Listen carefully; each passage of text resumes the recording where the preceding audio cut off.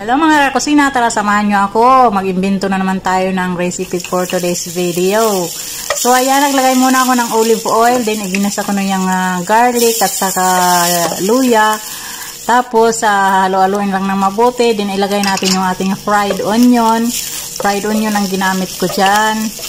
Tapos syempre, naglagyan ko siya ng asin, turmeric at chili powder at saka paminta. Ayan. So, mikos-mikos natin ulit at para maglasang manok yung ating rice, dagdagan natin siya ng ating pampalasa na chicken cubes. So, at ayan, nilagay ko na yung ating rice. So, yung binabad ko muna yan ng 30 minutes. Tapos, lagyan natin siya ng 2 cups na water. So, takpan lang natin. Hayaan natin siya na kumulo. At ayan na nga, malapit na siyang matuyo. So, pain-in lang natin yan mga kakusina hanggang siya na maluto. So, samahin ang apoy lang mga kakusina.